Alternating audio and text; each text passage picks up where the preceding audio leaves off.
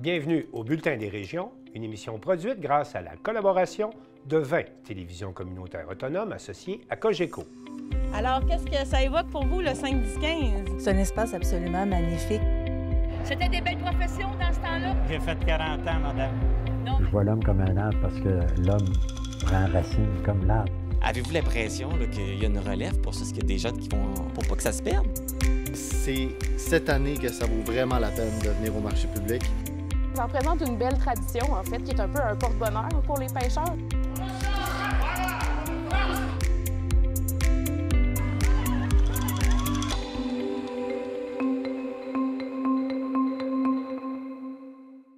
Au sommaire, pour vous, cette semaine, à Saint-Marc-des-Carrières, le Centre d'expertise de la bioénergie se dote d'une chaudière à la biomasse. Partout au Québec, les médias sont en crise et le Parti québécois propose un plan pour sauvegarder l'information régionale. Les villes de Plessisville et Plessisville-Paroisse s'unissent.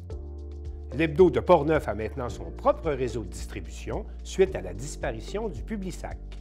Dans la Naudière, on teste une application de covoiturage touristique. À Saint-Angèle-de-Mérici, on prépare la deuxième édition de l'événement Ice Cross Sam.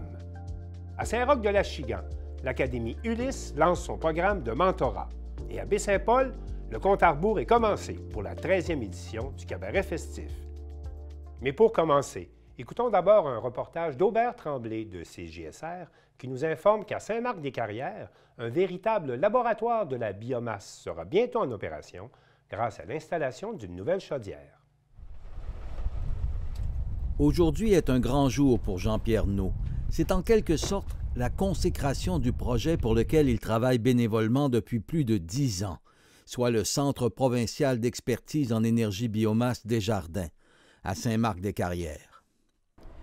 Jean-Pierre s'est rendu à Saint-Hyacinthe, à l'entreprise Sato Tuli. Ce qu'il vient voir, c'est la fournaise qui sera au cœur du centre d'expertise. Les fondateurs de l'entreprise sont finlandais d'origine. La Finlande est très avancée en matière de chauffage à la biomasse. C'est fréquent en Finlande de chauffer les trottoirs avec la biomasse? Oui, surtout souvent dans les villes, on a un centre-ville piétonnier avec tous les commerces. Donc là, il y a beaucoup de trafic piéton et on veut pas mettre d'abrasif et du sel pour pas salir les bottes des gens. On veut pas avoir beaucoup d'équipements de déneigement qui passent en même temps parce que c'est forcément un risque avec les piétons. Et aussi au niveau du coût, on s'est rendu compte là-bas que ça revenait moins cher dans ce genre d'endroit que d'avoir mobiliser des gens et des équipements de déneigement. Donc c'est sûr qu'on a souvent ce genre de choses, après c'est fourni par des réseaux de chaleur municipaux. C'est l'eau de retour qui revient vers la centrale de chauffage qui va être utilisée pour chauffer les trottoirs, les choses comme ça. Et cette eau-là est chauffée comment? Ça dépend des villes, mais je dirais par exemple le plus gros réseau de chaleur qu'on a en Finlande, elle est dans la ville de Oulu. On a une carte de Finlande ici, c'est ici pas mal au nord, vous voyez. C'est une assez grosse ville et le réseau de chaleur c'est fait 780 km de mémoire, avec 82% de cette chaleur-là qui est fournie par la biomasse. Quasiment toutes les villes ont un réseau de chaleur. Dans 100% des villes, je pense en Finlande, où il y a au minimum une centrale biomasse qui est connectée au réseau. J'ai mon cousin qui habite en Finlande qui n'a jamais eu de chaudière ou de résistance électrique, de plainte électrique chez lui pour se chauffer. Il a toujours eu l'habitude de payer une facture de chauffage comme il paye sa facture d'électricité, en fait. Ah, OK, il est connecté au réseau de chaleur. Il est connecté au réseau de chaleur de la ville, en fait. C'est simplement des tuyaux qui arrivent chez lui, et chez lui, il a un compteur qui fait un échangeur de chaleur qui compte le nombre de kilowattheures qui lui sont fournis en chaleur. Et les nouveaux compteurs, maintenant, sont comme des compteurs électriques, c'est lecture à distance, donc il n'y a même plus personne qui vient faire les relevés.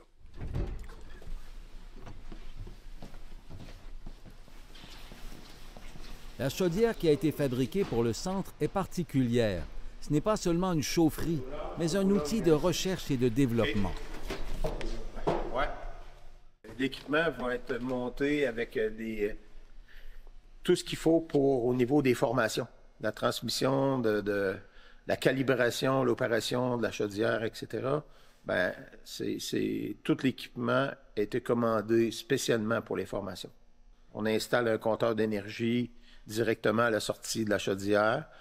Le compteur d'énergie, lorsqu'on va offrir des formations, ben, les étudiants vont pouvoir apporter des consignes, faire des changements au niveau des consignes. Un exemple, l'entrée d'air primaire. Donc, on va avoir une réaction aussitôt sur le compteur d'énergie à la sortie de la chaudière pour comprendre les conséquences d'un geste, pour favoriser la combustion maximum, la puissance maximum de l'équipement. Un silo principal servira pour le combustible, le chauffage de tous les jours. Et elle va fournir un plus petit silo qui est juste devant le brûleur, qui, elle, pourra être utilisé aussi pour justement faire des tests sur de différents combustibles. D'habitude, les chaudières de cette taille-là ne servent pas à faire des tests parce que ça prend des grandes quantités de combustible, parce qu'il faut qu'elles montent en chaleur, etc. Donc, on fait des tests d'habitude sur des plus petits équipements et c'est pas toujours forcément transposable sur du plus gros. Là, l'avantage, c'est qu'on peut, avec le combustible qu'on utilise tous les jours, préchauffer le brûleur et juste vidanger le petit silo devant la machine et mettre le combustible à tester. On a un brûleur qui est prêt à fonctionner, déjà chaud. On aura tout de suite des résultats qui seront reproductibles à grande échelle. La biomasse, c'est pas comme en Europe. Ici, elle n'est pas uniformisée, elle n'est pas normée avec une norme ISO. Donc, on a différents puits de biomasse un peu partout au Québec. Puis, il faut être en mesure de les évaluer pour proposer le bon équipement, la bonne chaudière, le bon brûleur en fonction du type de biomasse qu'on a, de disponible localement. Et ça, à votre connaissance, c'est la première fois que ça se fait au Québec, là? J'en ai pas vu jusqu'ici, en tout cas, dans tout ce que j'ai visité au Québec. J'ai visité quand même pas mal d'équipements. Donc, à ma connaissance, il y a surtout des équipements, soit des gros équipements, mais qui nécessitent dans ce cas-là d'énormes quantités de combustible pour tester, soit des petits équipements de laboratoire qui vont nécessiter des petites quantités, mais où les résultats ne seront pas forcément transposables. Là, ce sera la première fois, à ma connaissance, qu'il y aura comme un hybride entre les deux disponibles au Québec. Il y aura donc à Saint-Marc-des-Carrières une sorte de laboratoire de la biomasse, unique au Québec, qui pourra éventuellement être utile au centre de recherche et de formation. Aubert Tremblay pour CJSR. Partout au Québec, les médias sont en crise et en particulier dans les régions. Et à ce propos, Chantal Bédard de CSUR.TV s'est entretenue avec Péry-Mégane Melançon au sujet du plan proposé par le Parti québécois pour sauvegarder les médias en région. Bonjour, Madame Mégane Péry-Melançon. Bonjour, Madame Bédard. Merci d'avoir accepté notre invitation à venir discuter de la crise des médias là, qui sévit un peu partout au Québec, au Canada, puis même à l'international. Oui, bien, c'est un sujet qui est important pour nous là, au Parti québécois. On a d'ailleurs, on en a fait un des sujets prioritaires là, durant notre caucus qui s'est tenu à Alma la semaine dernière. Donc, c'est un peu ce qui nous amène à parler du plan qu'on a proposé au gouvernement de cette mesure. Alors, ça me fait plaisir d'être là aujourd'hui pour en discuter avec vous. Bon, je sais que vous êtes anciennement député de Gaspé. J'imagine que vous êtes quand même au fait de la crise des médias, surtout en région. Oui, ben, oui, on le sent d'abord en région parce que quand on voit un poste qui est coupé dans une télévision communautaire ou bien, ben, ça peut mettre tout en péril pour ce média-là. Puis, on a tellement besoin d'être informés, pas seulement sur le plan national, mais de ce qui se passe chez nous. Vous le vivez aussi, même en étant proche des grands centres. On veut être au fait de ce qui se passe à plus petite échelle. Alors, vous êtes essentiel comme service et puis c'est dans cette optique-là qu'on a demandé au gouvernement de se presser là, à déposer son fameux plan parce qu'on sait qu'il travaille sur quelque chose depuis quelques années, mais on en parle abondamment depuis au moins 5 ans. Il y avait même eu un mandat d'initiative porté par les parlementaires à l'Assemblée nationale il y a maintenant 5 ans de ça. Il y avait un rapport et qu'est-ce qui en découle? Bien, on attend toujours ces actions-là. Donc, c'est vraiment pour nous important qu'on s'y attaque avant de voir tout notre écosystème médiatique s'envoler et puis qu'il soit trop tard finalement pour garder l'expertise partout dans les petits milieux au Québec. Parlez-moi un petit peu de la problématique. C'est quoi les effets? C'est quoi la crise que l'on vit actuellement? Bien, c'est à plusieurs facteurs. Il y a différents enjeux, puis on l'a bien vu. Je pense que ça a pris une ampleur vraiment encore plus grande avec le boycott Meta, là, l'entreprise Meta qui a notamment Facebook et qui a arrêté de diffuser finalement l'information locale parce qu'elle s'est pas entendue avec le gouvernement pour au moins payer cette circulation d'informations-là. Ce serait la moindre des choses d'aider nos médias locaux à survivre puis de continuer à diffuser sur les plateformes, mais ne se sont pas entendus à le faire. Donc, c'est un peu ça qui nous plonge dans une crise plus aiguë.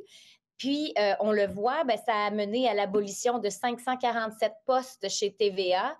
Alors, cette concurrence-là avec les GAFAM, elle fait mal à nos entreprises locales. Puis, il y a aussi, je dirais, pas un laxisme, mais il y a un laisser-aller au niveau des organismes gouvernementaux qui sont censés d'appliquer un décret pour payer jusqu'à 4 % de leurs dépenses publicitaires directement auprès des médias. Ça ferait une nette différence pour bien des médias d'information, d'avoir ces milliers de dollars-là en publicité des organismes. Mais il y a aussi le gouvernement et même des partis politiques qui continuent d'acheter et de sponsoriser sur ces grandes plateformes-là qui sont un peu la source du problème actuel. Alors, il faut qu'on se dote d'une politique officielle au gouvernement, de dépenser intelligemment auprès de nos médias, c'est de s'assurer de préserver la démocratie. Donc, c'est tout ce qu'on souhaite faire. C'est vraiment l'accès à l'information, la préservation de cette qualité d'information-là qu'on veut sauver. Alors, il faut que le gouvernement s'y intéresse. C'est un des joueurs principaux là, dans le domaine. Qu'est-ce qu'on peut faire? Parce que votre humble journaliste vit là, justement le blocage de Facebook. Les citoyens, les gens sont sur les réseaux. Alors, on ne parle pas seulement du gouvernement du Québec ou du Canada, mais on parle aussi des instances municipales, régionales, les MRC, les développements économiques, les entreprises, les chambres de commerce. Ils veulent rejoindre les gens. Et les gens, le simple citoyen, on va leur dire, allez plus sur Facebook. C'est pas bien, ça nuit au système, mais ils sont là. Fait qu'il y a comme une impasse. On parle de solidarité, mais de l'autre côté, on doit pouvoir travailler. Qu'est-ce qui bloque? Parce que oui, le gouvernement, il va faire sa part, mais il faut que les gens suivent. Il y a une belle expression que les bottines doivent suivre les babines. Qu'est-ce qu'on peut faire? Bien, c'est sûr qu'il y aura toujours des médias sociaux. Les gens sont là-dessus. On veut pouvoir les rejoindre rapidement. Je comprends certaines entreprises qui vont vers le consommateur et puis c'est la façon de les rejoindre. Mais peut-être que justement, on serait dû pour soutenir financièrement nos organismes comme les médias qui veulent emprunter le virage numérique. Est-ce qu'ils ont les moyens de le faire présentement? C'est peut-être une façon justement de revoir les modèles d'affaires qui jadis étaient bons. Les médias traditionnels, comme aller chercher son journal au dépanneur, il y a encore une génération qui le fait, mais c'est pas tout le monde qui veut aller justement lire les nouvelles directement dans le papier. Il y a des gens qui vont être accrochés par une nouvelle sur Facebook et qui vont la lire, mais qu'autrement, c'est peut-être pas des gens qui lisent les nouvelles comme telles à proprement parler. Donc, il y a toute une façon de revoir le modèle pour transiter vers le numérique et les plus petits médias d'information n'ont pas les moyens. Donc, je pense qu'en créant un fonds, ça fait partie des mesures du Parti québécois de créer un fonds pour faciliter la transition.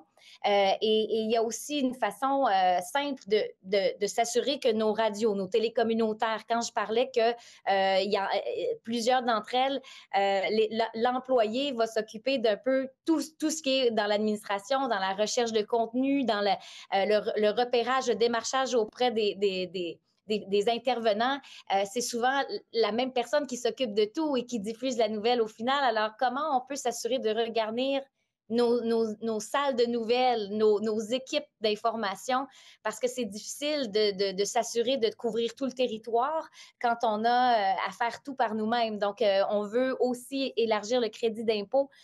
Présentement, la presse écrite bénéficie d'un crédit d'impôt pour la masse salariale. Alors, si on avait, là, c'est à 35 %, il faudrait peut-être revoir aussi ce chiffre-là, mais aussi de l'élargir aux médias électroniques pour pouvoir embaucher plus de travailleurs dans nos salles de nouvelles. Je pense que ça vous donnerait un peu un souffle, un second souffle pour traverser la crise.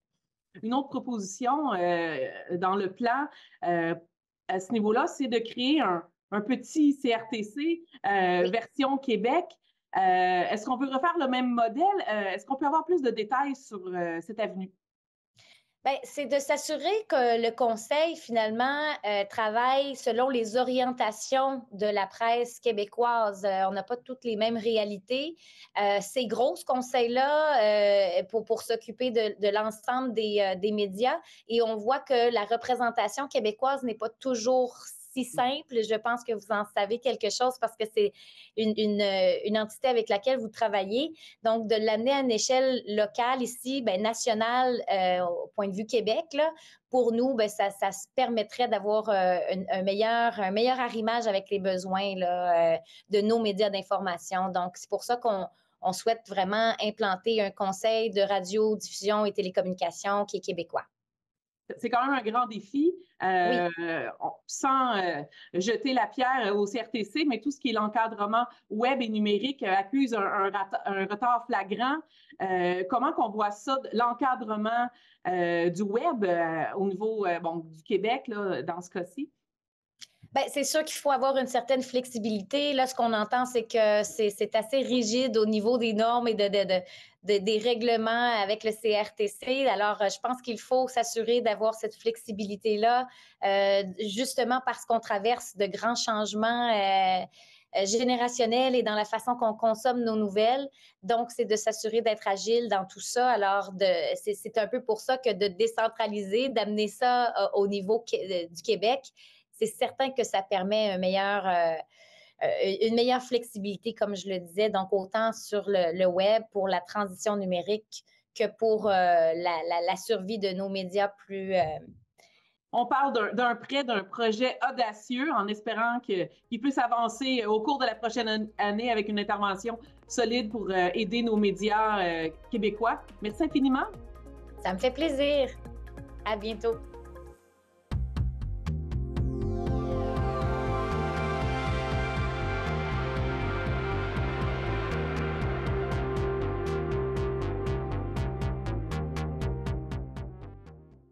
On rejoint maintenant Sylvana Suarez de la Télévision de l'Érable pour faire le point sur les actualités de sa région. Sylvana, bonjour. Bonjour, Martin. Sylvana, on apprend que les municipalités de Plessisville-Paroisse et Plessisville vont s'unir pour faire une seule municipalité.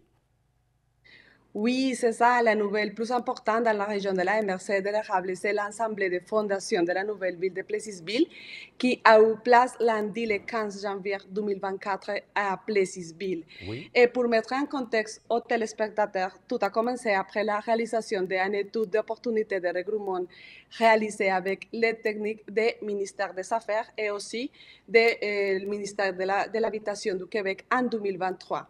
Qui disait qu'un regroupement municipal produirait des économies d'environ de $280 000 par année. Aussi, les regroupements permettraient de faire des économies de fonctionnement, dynamiser le développement rural et aussi agrandir les parcs industriels. Bon, alors... Sylvana, on voit qu'il y avait beaucoup de citoyens à cette première assemblée. Oui, il y avait plus ou moins 400 personnes qui ont fait aussi comme des questions et des commentaires à la fin de l'Assemblée de fondation de la nouvelle ville de Plessisville, qui pour le moment va avoir les mêmes noms et aussi les mêmes logos. Mais dites-moi, on se retrouve à Plessisville à avoir 2 maires? Oui, oui. Alors, la façon que ça marche, c'est que le maire de la ville de Plessisville, M. Pierre Fortier, et de la municipalité de la paroisse, que c'est M. Jean-François Labbé, agiront comme maire et maire suppléant en alternance chaque mois. Ah, alors, l'Assemblée des membres des 2 conseils aussi formeront un nouveau conseil. Ça va être jusqu'à l'élection générale de 2 novembre de 2025, de l'année 2025. Et c'est à ce moment-là où on élira un seul conseil municipal. Un seul conseil municipal, oh, oui. Et dans ce moment aussi, bon, il y aura de nouveaux règlements pour la ville. Dans un autre ordre d'idées, on se questionne sur l'avenir d'une certaine église à Plessisville également. Oui, oui, c'est un autre sujet qui se pose dans la région de la MRC de l'Érable et c'est le conflit qu'il y a entre la ville de Plessisville et la fabrique de Notre-Dame des Érables en ce qui concerne les églises Saint-Calixte et Notre-Dame de Fatima. Bon, la fabrique qui est la propriétaire... Quel est le conflit, quel est le conflit qui oppose la ville à la fabrique? Oui, c'est que la fabrique qui est la propriétaire de 12 églises souhaitait vendre l'église Saint-Calixte avec des coûts d'entretien de 120 000 $, oui, par année et conserver l'église Notre-Dame de Fatima avec un coût d'entretien de 40 000 $ d'entretien par année. Par contre, la ville de Plessisville voulait que l'église Saint-Calixte, déclarée édifice patrimonial, soit conservée, rendant l'espace de l'église Notre-Dame de Fatima un terrain de construction de logements. Alors, il y a comme un petit conflit, et c'est pour ça qu'il a eu lieu le dimanche 21 janvier. Il y a eu une assemblée pour mettre des conseillers au nom de la ville de Plessisville pour commencer les conversations, les débats sur ce sujet. Est-ce qu'on a l'impression qu'on va avoir une solution et qu'on va réussir à préserver les deux églises? Qu'est-ce que vous en pensez? Bon, dans les dernières semaines, la ville de Plessisville a suspendu la délivrance du permis de rénovation pour l'église Notre-Dame de Fatima. Alors, à l'heure actuelle, aucune réponse connue n'a été transmise par la ville de Plessisville, mais une décision sera attendue en 2024 au moins. Alors, ce qui se passe chez vous se passe un peu partout au Québec. On se questionne beaucoup sur l'avenir des églises. Oui, c'est que la fabrique de Notre-Dame des Érables nous a expliqué dans des autres émissions que c'est difficile maintenant de pouvoir maintenir les églises pour les hauts coûts que ça implique, oui. Par ailleurs, dans un autre domaine, il y a la Chambre de commerce qui lance son grand concours pour son gala régional. Oui, ça a été le 10 janvier 2024, a été le lancement du Gala Panthéon de la Performance. C'est la présentation d'un programme qui reconnaît l'excellence et l'engagement social des entreprises de la MRC d'Arthabasca, mais aussi de la MRC de l'Érable.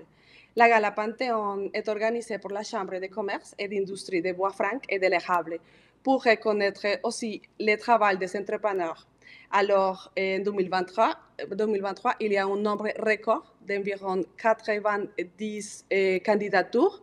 Okay. Et bon, pour l'année 2024, il y a des nouveautés comme la catégorie qui inclut les femmes, qui veut comme encourager les femmes entrepreneurs de la région aussi.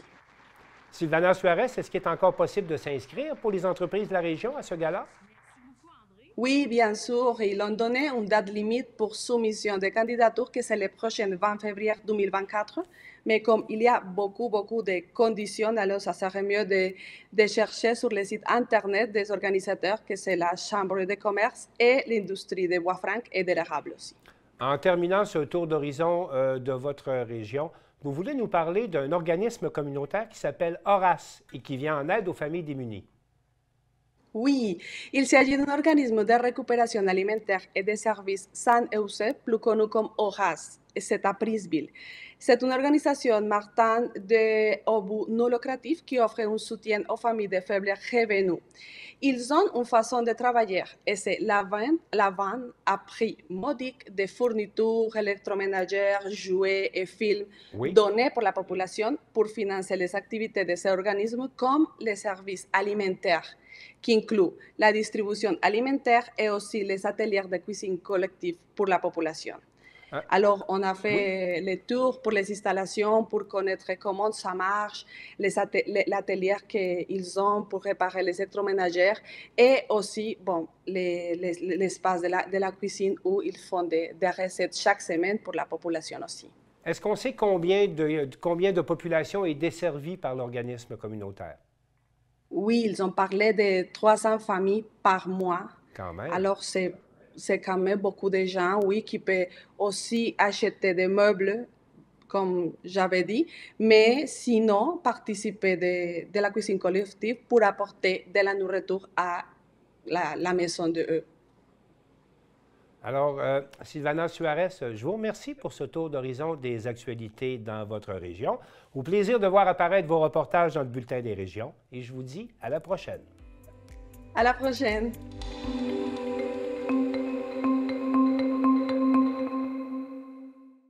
De Saint-Uribe à Saint-Gilbert, en passant par Donnacona et Cap-Santé, l'hebdo de Portneuf est maintenant distribué dans 150 commerces directement depuis l'abandon du Publisac. Et Charles Laviolette de CJSR a fait le tour des points de distribution.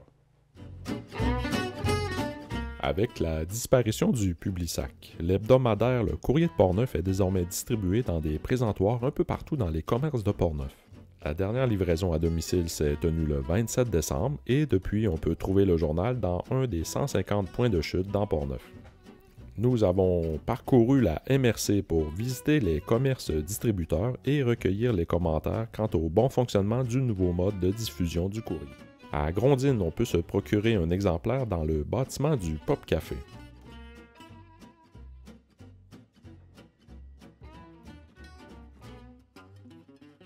À Saint-Uribe, une centaine de copies est déposée le mardi ou mercredi dans le vestiaire du centre municipal qui est accessible 24 heures sur 24.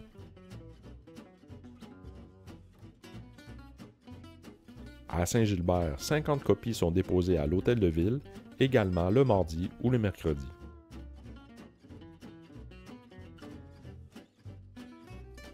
La plupart des commerces reçoivent leur livraison le jeudi, comme le dépanneur suprême à Portneuf et la tabagie Calumet à Donnacona. Bonjour. J'en ai plus malheureusement. Mais j'en ai plus, je les ai pas reçus encore cette semaine. Ah, OK. Ouais, je vais les avoir dans le courant de l'après-midi environ. OK, c'est bon. Bonne journée. Depuis qu'il n'y a plus de Publisac, honnêtement, le monde, ils sont presque tombés sur la tête, là. 20 fois par jour, je peux me faire appeler. T'as-tu des courriers? C'est quand tu vas les recevoir? Je reçois souvent le jeudi. Ça fait comme 2 semaines que je reçois. Mais non, je peux pas en réserver. Parce qu'ils sont gratuits de base. Je les donne. S'il n'y en a pas ici, il y a le courrier de Portneuf, juste à même pas 30 secondes à pied, là, qui est de l'autre côté de la rue.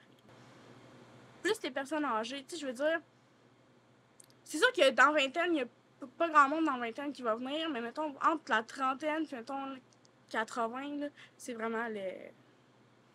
Même des fois, je me suis dit, comme, bon, il n'y a pas grand monde qui vont venir, là, le courrier de Portneuf, il n'y a pas grand monde qui va lire ça, là. Finalement, tout le monde. Pourtant, tu sais, le nombre de Publisac que je voyais dans les recyclages, là, tout le monde en parle. Maintenant, on reçoit le courrier de Portneuf. On a un présentoir. On a 100 copies par semaine. Ben, la semaine passée, j'en ai manqué. Cette semaine, j'en ai eu. Si j'en manque, à partir de cette semaine, je vais en commander plus pour pas que personne en manque, pour qu'on ait suffisamment. Ben, moi, je trouve que ça attire le monde, puis ça aide beaucoup le monde aussi. Je trouve que c'est quand même une bonne initiative parce que le monde de Deschambault, ils n'ont pas beaucoup de place à aller le chercher. Je trouve que c'était plus facile quand on l'avait, mettons, à la maison. Que là, ici, à Deschambault, il y a beaucoup de personnes âgées. Venir les chercher ici, les courriers, je trouve que c'est compliqué un petit peu, là. Je trouvais que c'était plus facile quand tu les avais direct à la maison. Mais on est rendu là. Je pense qu'on est rendu vraiment à cette étape-là. Là. Moi, je regardais ça toutes les semaines, les Publisac, le courrier, je regardais ça.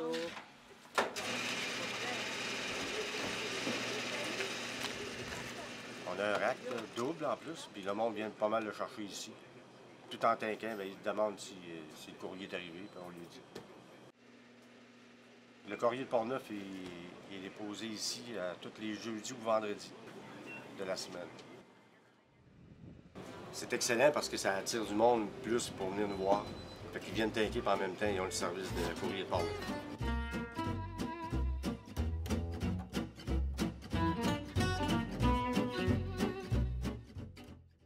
Daniel Yvon de CTRB nous présente une nouvelle application qui permet le covoiturage touristique. Cette application a pour nom Taximatch et fait l'objet d'un partenariat avec Tourisme Lanaudière.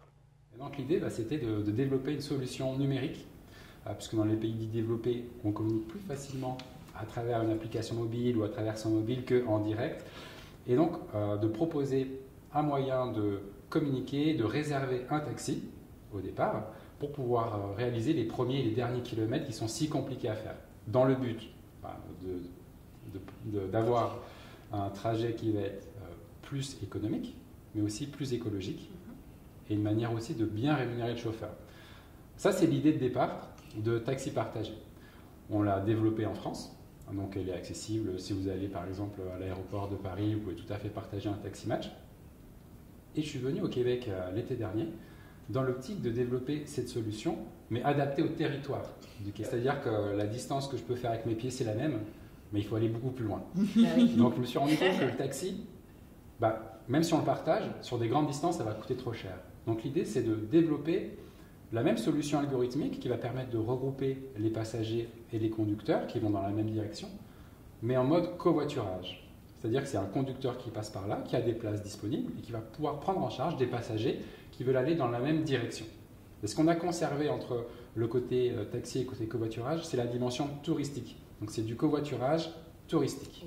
Et j'ai eu plein de possibilités de visites, d'activités extérieures. Et sauf que quand on part de Montréal, par exemple, qu'on n'a pas de voiture, comment je me rends? On est assez limité. Exact. Quand on n'a pas le permis, qu'est-ce qu'on fait? Donc on pense à tous ces étudiants, par exemple, qui sont à Montréal, qui veulent faire plein d'activités, qui ne peuvent pas, parce qu'il n'y a pas de transport en commun, ils n'ont pas le permis pour louer une voiture. Comment on fait? Donc l'idée, c'est vraiment de leur proposer cette solution de covoiturage qui va être économique, toujours écologique, et en partenariat avec des sites touristiques, on va pouvoir desservir ces lieux. Et en échange en fait, d'apporter cette nouvelle clientèle qui n'avait pas accès, les sites touristiques vont permettre d'obtenir des rabais sur par exemple le forfait ski, sur le matériel, sur l'activité, raquettes. Voilà. Donc c'est vraiment du gagnant pour chacun parce que c'est des personnes, ok, ils offrent un rabais, mais c'est des personnes qui ne seraient pas venues sinon. La cible privilégiée théorique, ça va être les personnes qui débarquent un petit peu au Québec et qui veulent découvrir, qui veulent savoir ce qu'on peut faire comme nouvelle activité, comme nouveau site à visiter et qui n'ont pas de voiture. Donc eux vont pouvoir bénéficier du service en tant que passagers. Mais on peut imaginer aussi des résidents, des Québécois, qui ont leur voiture, mais qui vont dans Taxi Match Covoiturage et qui disent « Ah, mais il y a déjà un trajet qui m'intéresse. » C'est une option écologique, encore une fois, rappelons-le, c'est bien de faire du c'est covoiturage exact, et du même coup, si tu as une voiture. Et finalement, le trajet que tu allais faire en auto solo ou à deux, finalement, tu peux, non, ma voiture, je vais la laisser au garage et je vais profiter d'un trajet qui existe déjà. En fait, c'est vrai, on avait cette solution technologique qui est développée, qui permet de regrouper des passagers et des chauffeurs de taxi. Et là, avec Tourisme Lanaudière, en fait, ils étaient intéressés par cette solution technique, mais en mode covoiturage. Et donc, on a adapté la solution existante pour proposer du covoiturage et donc aller permettre aux passagers et aux conducteurs de faire de la moyenne longue distance vers des lieux touristiques. Et donc, Tourisme Lanaudière est une entité touristique et c'est là où il y a eu le match. Puis pour nous, ce qui marchait bien, c'est qu'on avait déjà dans nos plans d'action de Tourisme Lanaudière de travailler le développement durable, d'offrir des options de développement durable. Donc, c'était un match parfait en fait avec Taxi Match. Puis c'était comme quand il nous a proposé ça, nous, ça allait dans nos plans d'action de toute façon de mobilité durable. Fait que c'était génial. Oui, on a 4 stations, entre autres, de ski Lanaudoise. On les a-tu nommées? Non, pas encore. Pas encore, ça sent bien. Oui, ben c'est ça, ski La Réserve, ski Montcalm, Val-Saint-Côme, puis on a ski Garceau. OK. Puis comme on a le parc national Mont-Tremblant aussi. Pour faire de la raquette, exactement. Mais c'est la partie Saint-Donat que vous offrez ou c'est la partie Mont-Tremblant? C'est quelle partie exactement? Pembina. C'est ça, je me rappelais plus. OK, c'est ça, vous offrez. Puis on a Super Lucien Matin aussi, qui se rejoint à nous. Donc oui, c'est sûr que dans le fond, vous vous êtes parlé toutes les deux, vous avez les deux entités, et c'est ça qui a amené le match. Est-ce que c'était ça qui a pimpé votre application, qui a fait que... Le fait qu'on soit partenaire? Oui, c'est ça, oui, c'est ça. Oui, complètement. En fait, nous, on avait cet objectif de développer le covoiturage, mais il y a eu un concours organisé par le MT Lab, l'incubateur du tourisme, qui a permis cette mise en relation avec Tourisme Lanaudière et qui a déclenché de manière avancée le développement de cette solution. Donc, on est vraiment dans une situation que Tourisme Lanaudière est vraiment pionnière dans cette activité-là. Et vous, c'est votre premier partenariat vraiment réel et concret.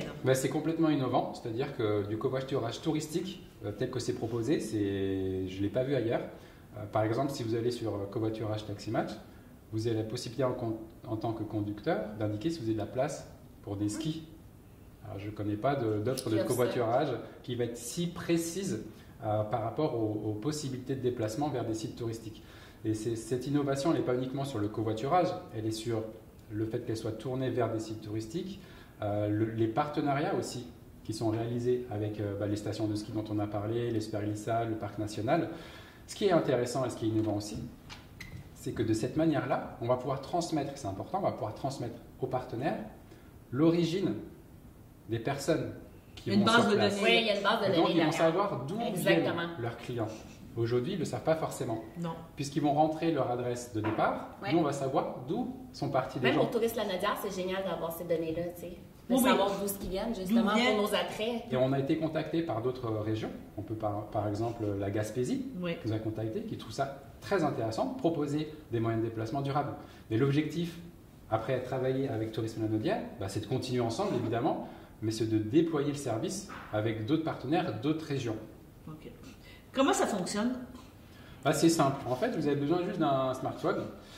Vous avez ici le service, Oui.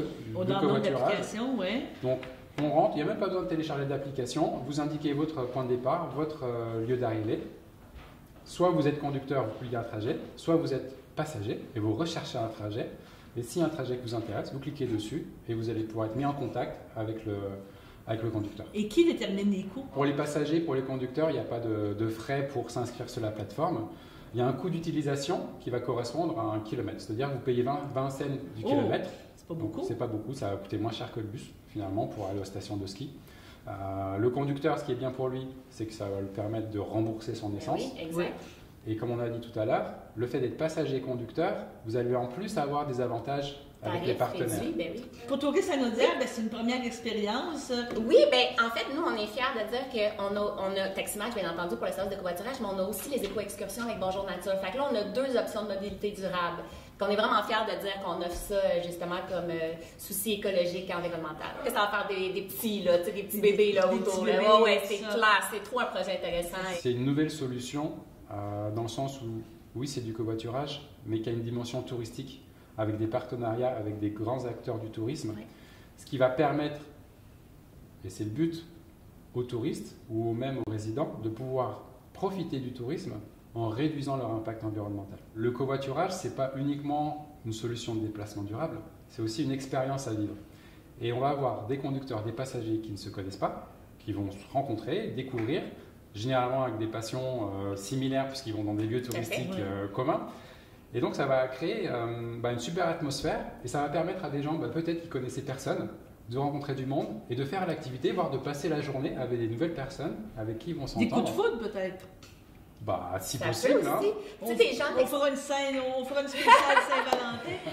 Comme qu'explique aussi les gens, mettons, de l'extérieur du pays qui viennent d'arriver au Québec, c'est une belle façon de rencontrer des gens. Oui, c'est ça, aussi, je peux tout dire, à ça fait fait. du Mais réseau. oui, Tu as des exact. internationaux qui vont arriver, qui sont ravis de vivre le Québec par les activités, mais aussi par les rencontres. Et donc s'ils peuvent rencontrer des Québécois, des locaux, échanger, avoir des tips, avoir des conseils sur quoi faire, et puis les Québécois d'échanger un petit peu avec des personnes qui viennent de l'étranger, c'est toujours sympa, surtout que les personnes ici communiquent en français, en anglais, ça fait quand même pas mal de monde avec qui on peut parler. C'est un côté expérience très très bien. Donc si on va voir, on peut aller sur le site de Tourisme Lanaudière. Oui, exactement, Taximatch est partenaire avec nous sans problème. On est sûr qu'on est dans la bonne application. Tout à fait. Sinon, on peut aller directement sur le site. Taximatch.ca, on fait un rappel aussi, vous verrez le covoiturage Taximatch.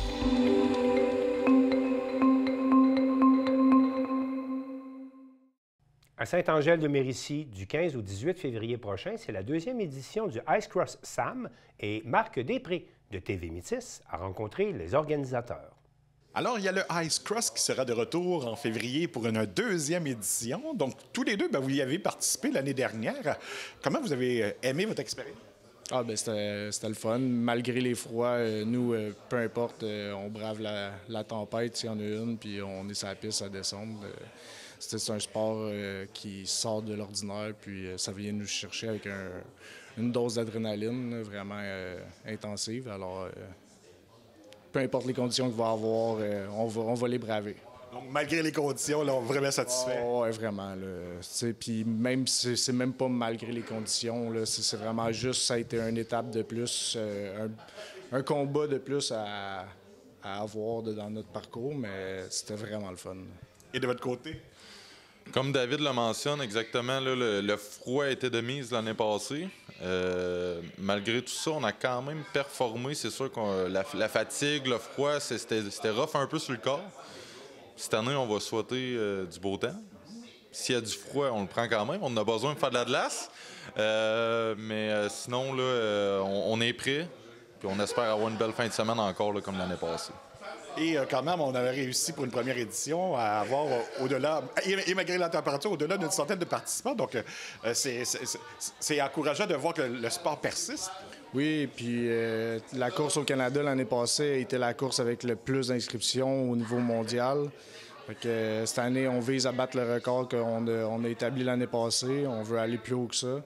Puis non, c'est vraiment un sport qui c'est pas en train d'être en chute libre. C'est vraiment un sport qui va que grandir.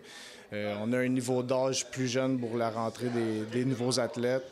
Donc, ça nous permet d'aller chercher de la bonne relève. Moi, je vais éventuellement, dans une couple de saison, prendre un break, faire juste les courses au Canada, États-Unis, puis me baser vraiment sur la construction des événements avec la fédération, là.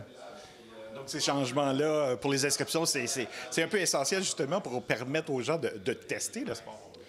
Oui, exactement. Puis en faisant plus d'événements au Canada, on va avoir plus d'athlètes aussi. Donc, on va être capable d'avoir, nous, moi puis David, on va être en mesure de faire plus d'événements, on va avoir plus d'athlètes, on va avoir des athlètes en arrière de nous qui vont nous supporter parce qu'on va le savoir. On tape un événement dans cette municipalité, cette ville-là, on a du monde qui vient, automatiquement. Donc, ça va être de parfait. Et on a pu le remarquer, justement, les participants aussi, de partout dans le monde. Tout le monde était heureux l'année dernière et surpris peut-être même un peu là, de l'organisation. Oui, en fait, pas mal de gens dans le coin, ils se demandaient c'était quoi du Ice Cross. Avant, c'était le Red Bull Crash Ice. Ça a fini, c'est nous qui avons repris ça. Les gens, ils savaient pas c'était quoi. Puis quand ils ont commencé, des fois, on voyait les gens venir sur le terrain, ils commençaient à voir le parcours. Ah, ça a l'air intéressant, ça a l'air intéressant. Je pense que le samedi, la journée de l'événement, même s'il faisait moins 45, les gens ils étaient impressionnés. On a vu des vidéos, des photos de des gens dans la foule qui prenaient des vidéos, des photos, puis ils étaient comme, c'est quoi ça? T'sais, on a ça dans le Bas-Saint-Laurent, puis je pense que c'est une première, puis c'est pas la dernière. Et à ce moment-là, bon, est-ce qu'au niveau du parcours, là, on a remarqué certaines petites faiblesses l'année dernière, puis là, on corrige le tout? Cette saison, les athlètes, la seule demande qu'ils ont demandé, c'est d'avoir l'anglicisme, excusez-moi, là, c'est un start, le départ plus élevé. Fait que déjà là, de ne pas partir de seulement dans le champ, on a élevé en étant en arrière de la patinoire. Ici, on élève le terrain vraiment beaucoup. On devrait avoir, comme Steve de la municipalité l'a mentionné, entre 30 et 40 pieds de hauteur. Comparé à quand on va aller dans la partie du champ pour la fin du parcours. On devrait atteindre plus de vitesse cette saison, un petit peu moins de patins. Non, ça va être un bel événement, un beau parcours. Puis on va être en mesure éventuellement de sortir des plans 3D pour montrer aux athlètes puis aux gens à quoi ça va ressembler, là. Et à ce moment-là, est-ce que les gens peuvent déjà s'inscrire? Oui, les inscriptions sont commencées. Il reste 2 mois avant l'événement. On donne jusqu'à la date limite qui est le 15 où les pratiques commencent. Puis on a un maximum de 128 athlètes masculins. Pour les juniors, on a jusqu'à 64 athlètes qu'on peut prendre. Puis pour les femmes, même chose, 64 aussi. Fait que, si on réussit à atteindre le maximum de chaque catégorie, ça va être un record depuis plusieurs saisons qui n'a pas été vu, là. Et à ce moment-là, est-ce qu'il y a des catégories spécifiques? Bien, encore la même formule comme l'année passée. On a la catégorie des juniors, hommes et femmes, pour les compétitions. Est-ce qu'éventuellement, on va nous ouvrir d'autres? Peut-être. En Finlande, il y a la catégorie de course par équipe qui amène souvent à chaque saison. Si on a du temps cette année, peut-être qu'on va faire une petite formule à essayer, voir ce que ça donne. C'est sûr que ça prend une certaine partie de la journée pour pouvoir participer avec plusieurs équipes. Quand on parle d'une formule par équipe, souvent les gars vont être formés par équipe, mettons, du Canada, États-Unis, ces choses-là. C'est sûr qu'il y a des gars qui vont aller avec leur chum, comme un gars de la France, un gars de l'Autriche, puis ils se montent une équipe de même. On a un petit peu le côté compétitif quand même. Ouais, non, c'est vraiment le fun, mais tu sais, on a le côté compétitif sur la piste, mais quand on rentre dans le vestiaire, on est tous comme des frères et des sœurs. C'est un bel esprit de famille, là. Et est-ce qu'il y a des gens de plusieurs pays là, qui ont déjà signifié leur intérêt? Oui, on a de l'Australie, on a de l'Autriche qui vont venir, la France, on a Afrique du Sud, Canada, on en a qui viennent de partout au Canada. États-Unis déjà aussi. On essaie d'aller chercher les gars de la Finlande. On a la finale qui est la fin de semaine après nous aux États-Unis. Fait que, en ayant la finale ici du côté nord-américain, bien, automatiquement, les gars qui performent beaucoup en Finlande vont être portés à venir faire les 2 courses ici pour pouvoir, s'ils sont nommés champions des affaires de même, fait qu'au moins ils vont être présents. Là. Donc c'est quand même encourageant de voir que les gens veulent venir, parce qu'il faut le rappeler, c'est la seule compétition au Canada. Oui, exactement. Donc c'est pour ça qu'on mise pour bâtir un très bel événement. Puis on a un contrat de 3 ans avec la municipalité pour l'instant. Est-ce qu'éventuellement, on va avoir d'autres courses dans l'Est du Québec? Probablement. On travaille là-dessus pour éventuellement en avoir d'autres. Une espèce de circuit. Oui, exactement. Ben, en fait, c'est plus avantageux pour les athlètes qui viennent de l'extérieur de venir au Canada, avoir 2 courses back-à-back, une fin de semaine, une course, l'autre fin de semaine, une autre course. C'est sûr qu'au niveau des coûts, là, ça coûte quand même des sous venir au Canada, venir courser, puis après ça, faire vraiment le circuit canadien, puis après ça, on finit avec les États-Unis. Là.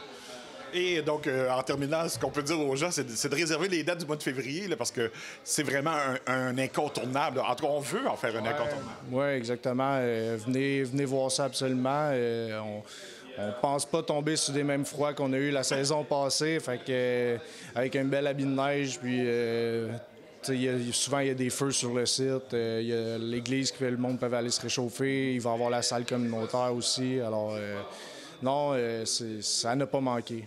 Donc, si on est passé au travers du froid sibérien de l'année dernière, bon, c'est dur d'être pire. Là. Non, c'est ça. Il peut pas avoir pire. Ça a été un record depuis le début des années même quand c'était au nom de Red Bull Crash Ice, il n'a jamais fait aussi froid que ça.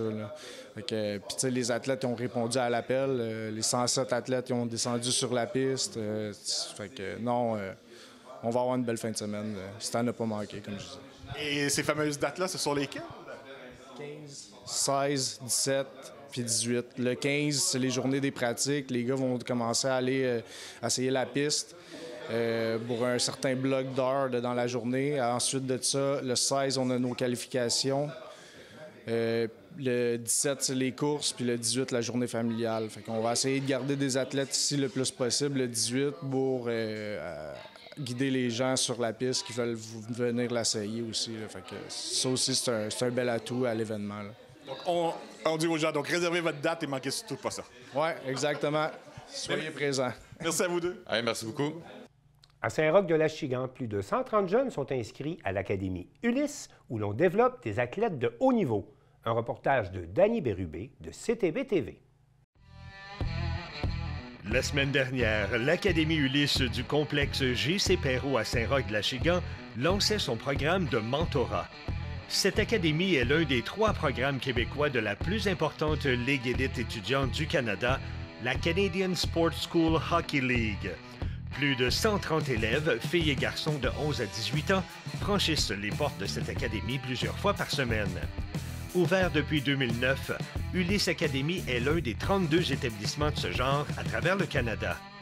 Pour l'occasion, les dirigeants d'Ulysse ont déroulé le tapis rouge afin de recevoir la crème de la communauté des gens d'affaires de la région de la Naudière. Celle-ci était invitée à visiter les installations ultramodernes du complexe et de découvrir son programme ainsi que sa philosophie. J'en ai profité pour rencontrer le président-directeur général, M. François Marcoux, qui nous explique le fonctionnement de l'Académie. Dans le fond, Ulysse Academy, ça a vu le jour en 2008-2009 comme équipe de type prep school, comme on retrouve au collège américain. Puis on a toujours évolué à chaque année. Puis aujourd'hui, ce qui est le fun, c'est qu'on peut dire qu'on a une concession canadienne de la plus grosse ligue scolaire, donc coast to coast. Il y a juste 3 concessions au Québec, puis on en fait partie. Pour se classer, pour avoir ça, il fallait avoir un cahier de charge quand même assez bien rempli, du placement, de la rigueur académique. Donc, on est accepté là, au niveau de la CSSHL coast to coast au Canada. C'est une grande fierté pour nous. Ça. Fait que nous autres, l'avantage d'offrir ça à notre clientèle, c'est qu'après le parcours secondaire, donc à partir de la 17 ans, ils peuvent être dans le réseau canadien pour une visibilité maximale et en plus, visibilité américaine aussi. Donc, on donne la même chance à un Québécois maintenant d'avoir la même visibilité qu'un Ontarien ou un Américain. Et qu'est-ce qui se passe ici exactement à l'Académie? Ça fonctionne comment? Là? Les élèves arrivent, c'est des athlètes. Comment ça marche? Nos élèves athlètes font maintenant au secondaire 4 sports. Le sport majeur demeure le hockey garçons et filles du secondaire 1 à 5. Ils vont aussi toucher à l'aviron, qui est un sport numéro 1 pour des bourses d'études. Ils vont faire du vélo montagne, travailler le bas de corps au niveau de la propulsion, la puissance des jambes. Et ils vont faire la crosse aussi. Au printemps. Donc, avec les 4 sports, on maximise le placement des finissants pour les bourses d'études. C'est pour ça qu'on fait ça. Donc, l'académie, c'est un programme multisport dont le hockey, c'est le sport majeur. Mais est-ce que les gens viennent ici puis ils étudient comme n'importe quelle école ou ils vont à l'école en premier et ensuite ils viennent ici les soirées? Absolument. C'est un parascolaire. Donc, nos jeunes ne sont pas dans des classes fermées sport-études. C'est un choix à l'école. Ils font les choix à maths, fortes, sciences, tout ce qu'ils ont besoin. Et puis, garçons-filles mélangés. Par contre, à la fin de la journée, ils prennent les navettes, ils s'en viennent ici. Puis là, à ce moment-là, 4 fois semaine, ils ont de l'entraînement hors glace, sur glace, tutorat académique, 2 périodes de plus par semaine que tous les autres élèves athlètes réguliers. Donc, 0 manque académique pour entraîner, 0 manque académique pour jouer, plus 2 périodes par semaine de plus. C'est pour ça que notre placement est à 95 des finissants. Et ici, on accueille autant les garçons que les filles, c'est ça? Absolument, oui. Pour les filles, on a du secondaire 1 à 5. Ce qui est intéressant, c'est que les filles au hockey mineur, ils n'ont pas tellement d'entraînement, parce que nous, on peut offrir du volume d'entraînement, puis on les laisse jouer au niveau du hockey mineur les fins de semaine. Fait qu'on les développe à l'interne. Ils sont 100% élèves, 100% athlètes, puis les fins de semaine, ils vont aller jouer dans le 2A, dans le 3 féminin, puis on voit la progression fulgurante des filles. L'âge des enfants ici, c'est de quel âge à quel âge? On recrute à partir de la 5e année du primaire. La grande majorité de nos moins de 12 ans, c'est les 6e années. Ensuite de ça, secondaire 1, secondaire 2, 3, 4, 5. Et le post-secondaire, qui est notre équipe M19, la grande majorité, c'est des 17 ans. On peut avoir quelques 18 ans s'ils veulent revenir une 2e année, mais on part de 11 à 18 ans en moyenne. Fait que donc ici, ils viennent apprendre les rudiments du hockey avec des personnes qualifiées. Ils vont jouer aussi. Il va y avoir des matchs, j'imagine, ici aussi? Oui, absolument. On est dans des ligues, donc non seulement s'entraîner, mais on a des saisons, on a des séries éliminatoires. Du côté de notre M19, dans ces séries éliminatoires canadiennes, au niveau des RSEQ, c'est au niveau provincial à ce moment-là. Puis est-ce que vous avez formé beaucoup d'athlètes qui, aujourd'hui, on retrouve à la LNH, par exemple? Est-ce que ça arrive ici, ça? Oui. Le programme est quand même jeune. Après 15 ans, on avait déjà 3 qui ont atteint la Ligue nationale. On a 7 qui ont touché aux ligues mineures, les clubs écoles, la Ligue nationale, la Ligue américaine ou la Ligue de la Côte-Est. On a quelques-uns qui sont allés en Europe aussi. Puis on a tout près de 50 qui sont allés dans les grandes universités se diplômer grâce au hockey. Donc, pour nous, là, c'est ça la route. C'est aller le plus loin possible avec les études. Puis le bonus, c'est de jouer professionnel, mais au moins, tu es diplômé. Effectivement. Comme Vincent Desharnais, des Oilers Edmonton, qui est notre porte-parole, qui est diplômé de Providence State, puis qui joue maintenant pour les Oilers Edmonton. C'est notre porte-parole aujourd'hui. Mais les jeunes qui viennent ici, là, est-ce que c'est dispendieux pour eux ou ils payent-tu des frais pour être ici? Oui, parce que ça coûte cher. Juste le transport, c'est phénoménal comment que ça l'a augmenté depuis la pandémie. Les glaces, les entraîneurs, donc c'est sûr qu'on ne peut pas offrir ça gratuitement. Par contre, on a un programme de mentorat, de tutorat, de commanditaire, de partenaires qu'on a mis en place pour offrir aux gens des solutions pour que ça coûte le moins cher possible. Il y a des gens chez nous, ça ne coûte rien. Parce qu'ils sont impliqués, ils vont vendre de la pub sur les écrans géants, ils vont s'impliquer tout l'été. Donc, on a des outils pour réduire le coût au minimum. Okay. Mais on est le moins cher à grandeur du Canada présentement, Ulysse Academy, dans la Ligue CSSHA. Puis c'est justement, aujourd'hui, c'est une journée spéciale parce qu'on a une rencontre avec des partenaires. C'est ce qu'on essaie de faire pour avoir des sous? Oui, exact. Dans un monde où on a une pénurie de main-d'œuvre, que les gens en affaires cherchent des employés, bien, nous, on part le mentorat, c'est-à-dire qu'à partir de l'an prochain, chaque finissant de notre équipe M19 va avoir une entreprise reliée à lui pour donner des stages l'été, donc des travails d'étudiants dans son domaine, en gestion, en commerce, parce que la plupart sont là-dedans. Et puis, éventuellement, accompagner ce jeune-là par l'entreprise jusqu'à l'université, puis peut-être un jour devenir le PDG de l'entreprise. C'est un peu ça qu'on vise. On ne sait jamais ce qui peut arriver, hein? C'est pour ça le plan B qui est important aussi. Absolument. On a un aujourd'hui, je le nomme Nicolas Provost, qui est pharmacien aujourd'hui. Il possède déjà des pharmacies. Il est venu aujourd'hui pour être le premier à signer le premier mentorat là, pour l'an prochain. Donc, les anciens reviennent de redonner. Là. Bien, on lance le message aux gens à la maison. Hein? On lance le message si jamais il y a des entreprises qui sont intéressées à parrainer. Ces jeunes-là, pourquoi pas? C'est un bel avenir pour eux. Absolument. On invite les gens de Laurentide-Lanaudière. Vous voulez avoir une belle affichage avec des jeunes. Puis c'est notre fondation, donc crédit d'impôt sur les dons.